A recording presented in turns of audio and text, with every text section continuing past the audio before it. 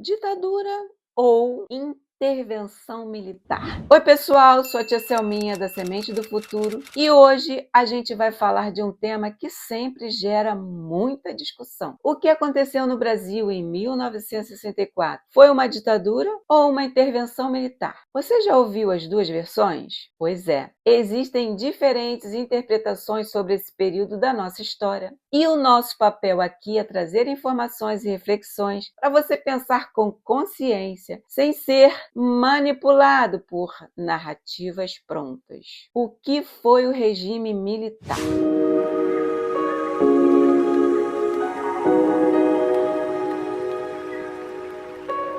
Em 1964, os militares assumiram o poder no Brasil. Muitos dizem que foi uma intervenção, porque havia um clima de medo com a possibilidade da implantação do comunismo no país. Outras pessoas chamam de golpe militar, porque um presidente eleito democraticamente, João Goulart, foi retirado do poder sem o voto do povo. Os militares ficaram no governo por 21 anos, de 64 a 85. Durante esse tempo, eles suspenderam as eleições diretas para presidente, censuraram a imprensa, fecharam o Congresso em alguns momentos e perseguiram quem era contra o regime. Por outro lado, houve crescimento econômico, grandes obras de infraestrutura e combate à inflação. Mas afinal, ditadura ou intervenção? Se você perguntar para quem viveu naquela época, vai ouvir histórias bem diferentes. Tem gente que diz que foi o melhor tempo do Brasil. Tinha ordem, segurança e progresso. E tem gente que diz que foi um tempo de medo, censura e repressão. O mais importante é entender o que estava por trás de tudo isso. Havia uma guerra de ideologias. De um lado, grupos que queriam implantar o comunismo e de outro, militares e parte da população com medo dessa ameaça e que apoiaram a tomada de poder. E hoje, o que estamos vivendo? Você já parou para pensar se hoje estamos mesmo vivendo em uma democracia plena? Será que temos liberdade de opinião? Será que estamos sendo bem representados? Será que os três poderes estão equilibrados como deveriam? O que aconteceu no passado pode estar se repetindo com nova roupagem, não com fardas e armas, mas com censura disfarçada, perseguição política, controle narrativo e polarização.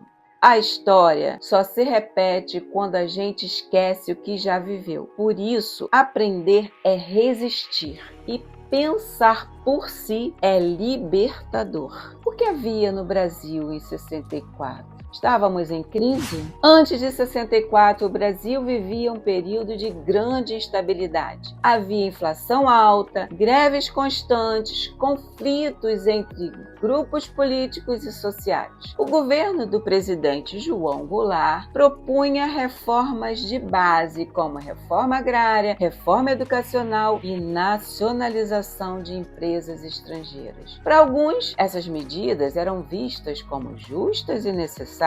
Para outros, pareciam perigosas com viés socialista ou comunistas. Muitos brasileiros, especialmente empresários, militares, religiosos, parte da classe média, tinham medo de que o país seguisse o mesmo caminho de Cuba, que havia passado por uma revolução comunista em 1959. Esse medo foi o combustível para setores da sociedade. Eles passaram a apoiar uma intervenção das Forças Armadas. Mas foi só o Exército? Não. É importante lembrar que a ação dos militares de 64 contou com o apoio de parte da população e de instituições como igreja, empresários e até meios de comunicação. Para muitos, aquilo foi uma forma de salvar o Brasil. Para outros, foi um golpe contra a democracia.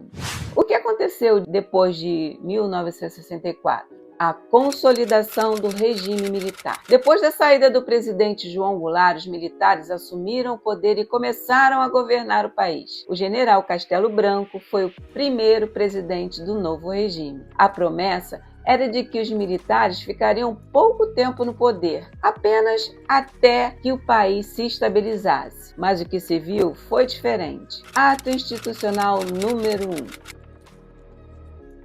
Logo após a tomada do poder, foi criado o AI-1, que permitia ao governo cassar mandatos de deputados e senadores, suspender direitos políticos de cidadãos e afastar juízes e servidores públicos. Isso tudo sem precisar passar pelo Congresso ou pela Justiça. Ato Institucional número 5, AI-5.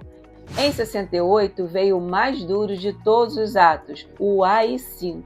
Com ele, o presidente podia fechar o Congresso, intervir nos estados, suspender o habeas corpus, que é o direito de não ser preso injustamente, e governar por decretos. Foi o período mais fechado do regime, marcado por censura, repressões e prisões políticas. E o que ficou proibido? Criticar o governo na imprensa, na música, no teatro ou nas universidades, participar de protestos ou movimentos estudantis, questionar decisões do presidente ou do exército. Muitos intelectuais, artistas, jornalistas foram perseguidos, alguns foram presos, outros se exilaram em outros países e muitos cidadãos comuns foram torturados e até mortos, acusados de serem subversivos. Tem alguma coisa a ver com hoje?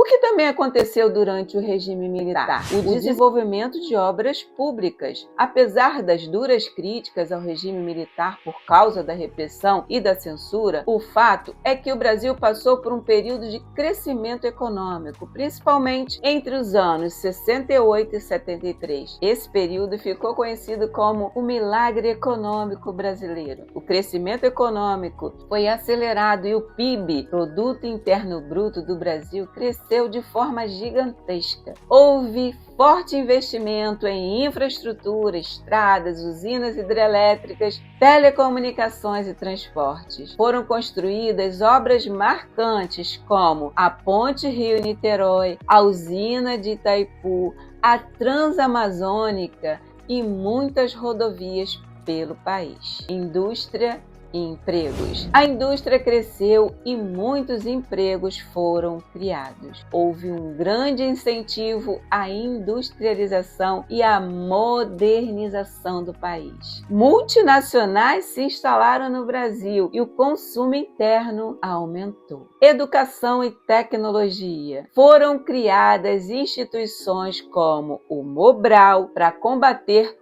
o analfabetismo. O governo investiu na criação de universidades e centros de pesquisa. A tecnologia nuclear e aeroespacial foi incentivada, com destaque para o início do Programa Espacial Brasileiro. Crise, resistência e o fim do regime militar. O fim do milagre econômico de 74. O crescimento econômico começou a desacelerar. O Brasil entrou em crise com inflação alta, aumento da dívida externa e queda no poder de compra. O que antes parecia progresso começou a mostrar o seu custo. O povo sentia no bolso os efeitos da crise. Cresce a oposição e a resistência, a insatisfação popular aumentou, movimentos sociais, sindicatos e parte da imprensa começaram a se organizar, mesmo sob censura.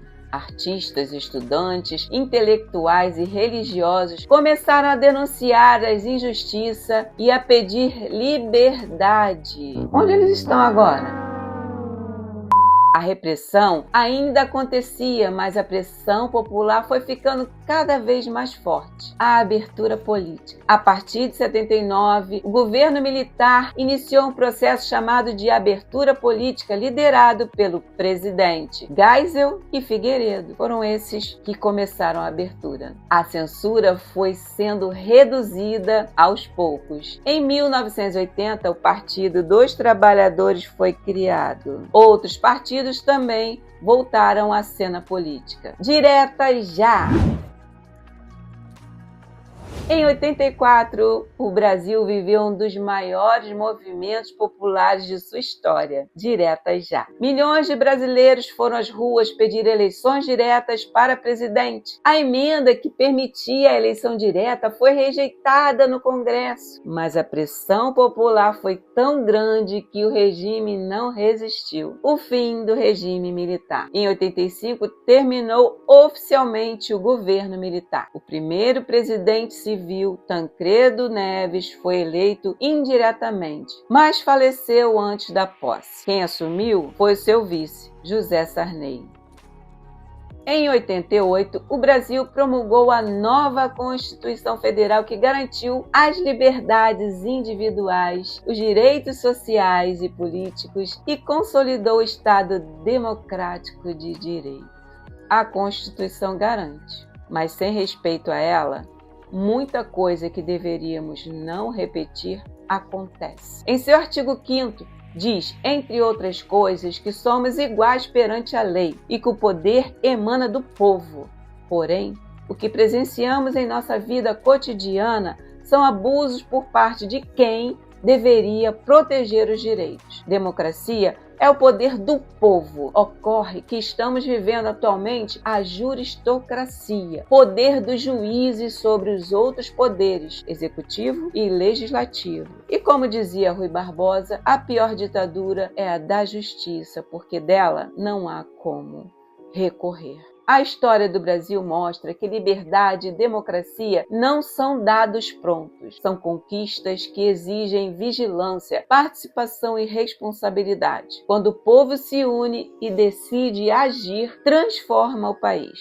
Então, meus amores, o que essa história toda nos ensina? Que liberdade é um tesouro e que quando o povo se cala, os poderosos tomam conta. A gente precisa estar sempre alerta, com o coração firme e os olhos bem abertos. Não importa se você é jovem ou mais velho, política é coisa séria e faz parte da nossa vida todos os dias. A gente não pode aceitar qualquer discurso pronto, nem repetir o que a maioria diz sem pensar. É preciso entender, questionar e, acima de tudo, ter consciência do que está em jogo.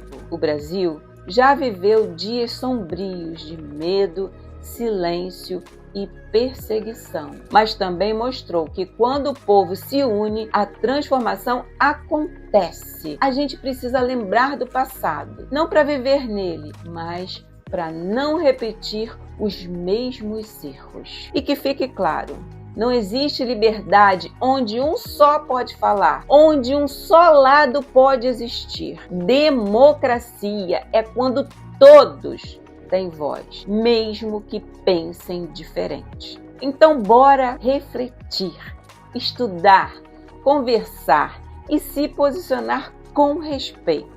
Nosso país precisa de gente de bem, consciente, disposta a fazer a diferença. Se você gostou desse vídeo, compartilha com alguém que precisa ouvir isso. Deixa seu like, comenta aqui embaixo o que você pensa sobre o tema e se inscreve no nosso canal para não perder os próximos vídeos. A gente acredita que plantar conhecimento é colher transformação, paz, luz e sabedoria para a sua vida. Até o próximo vídeo com mais verdade, consciência e amor pelo nosso Brasil.